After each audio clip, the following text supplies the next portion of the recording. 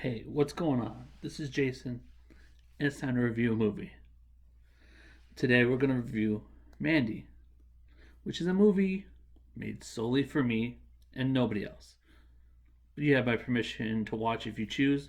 Just keep in mind, it wasn't made for you, it was made for me. Now it has everything you could ever want: the trippy cinematography, a cult, a black metal biker gang, a friggin' chainsaw battle, a sweet sword, axe, hybrid type thing, black metal biker gang, even a goddamn cheddar goblin. Yep, I said it, a cheddar goblin. What is all that? But before I get too ahead of myself here, let's get into this movie. Hmm. Hmm.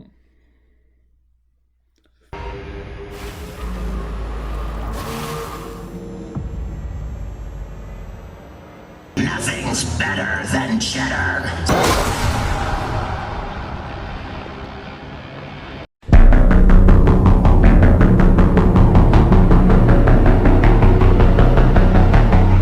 All right, so let's give you a quick synopsis of the movie. For spoiler reasons, I'll summarize it a lot more because I don't want to spoil it for you. I want you all to see it with fresh eyes like it deserves. This movie is incredible. So, Mandy is a 2018 film. It's written and directed by Panos Cosmatos, and that is the most metal name I've ever heard in my life. And it follows Red and Mandy, who live in a beautiful cottage in the mountains of the Pacific Northwest in 1983. Red works as a logger, and Mandy works at a local convenience store as a cashier. And also, as the film goes on, they expose that she's very good at art as well. So one day while walking to work, Mandy has a chance encounter passing by a van coming down the road. And in that van is the Christian hippie cult called Children of the New Dawn. As they drive past, their leader, Jeremiah Sand, becomes obsessed with Mandy and says he must have her. And so he sends his henchmen, his second in command, his people out to get her. And what they do is they summon a mysterious biker gang that lives in the woods. All we know about them is they have a taste for human flesh and subsist almost exclusively on highly potent liquid LSD. And they are called the Black Skulls. And they're called in to do the dirty work for the Children of the New Dawn.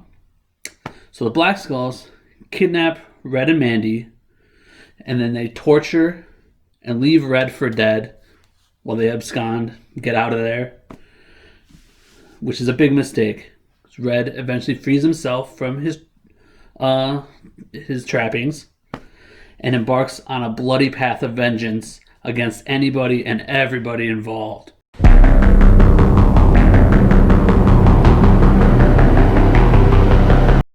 So my background fell down, and I spent like 20 minutes trying to figure it out how to put it back up. But I just said, screw it, it doesn't matter. Let's continue on with this. Ignoring that. Okay, so my thoughts on this movie. What works with it? Everything. Every aspect of this film was incredible. Just, I don't know how else to put it, but it was just perfect. So, in particular, I'd like to point out a few things.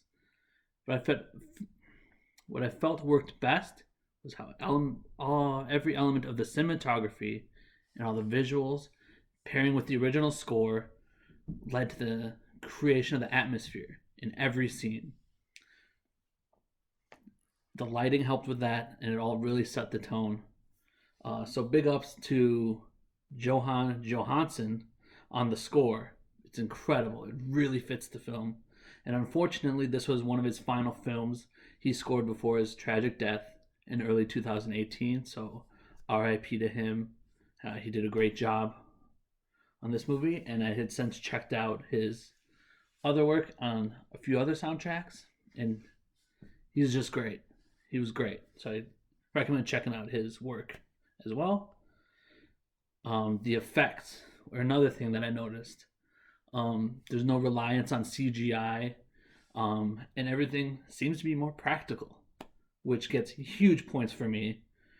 Uh, I'm sick of seeing CGI blood squirts in my horror movies. Like, that doesn't look good. It takes me out of my suspension of disbelief, and I'm like, oh, that's fake. This one doesn't have that. They're all, very practical, and it's something that I noticed and really liked.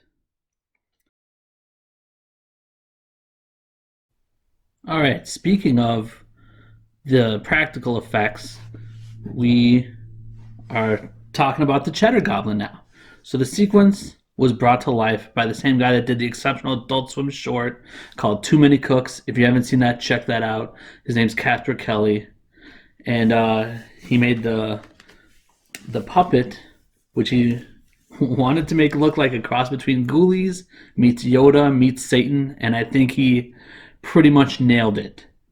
So this scene took over 6 hours to shoot, and it involved the mixture of 20 pounds of mac and cheese mixed with lemon jello and pineapple fago, and the kids, those poor kids, got it poured on them for over 6 hours.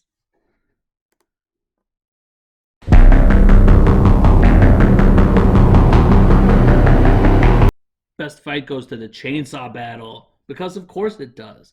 This thing was awesome. I couldn't possibly do a review on this movie without giving an award for best kill, and it goes to this member of the Black Skulls that I call Leatherman. I don't know, they're not really given names.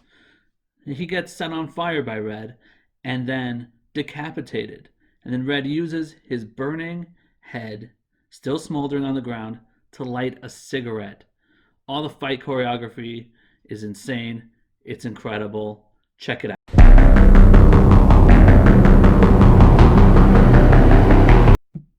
So let's talk about my final thoughts.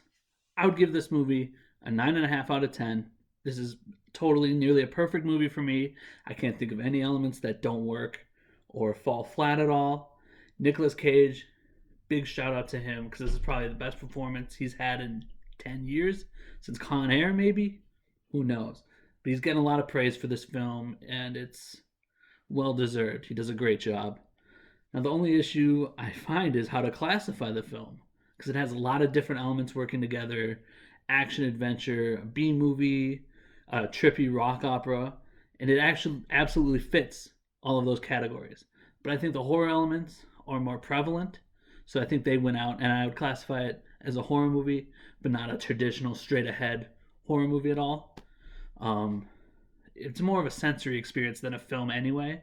This movie is really great. I can't stress enough. So, in my opinion, I'd rank it second only to Hereditary as the best horror movie of the 2010s. And that's my review of Mandy. I urge you sincerely to check it out and watch it.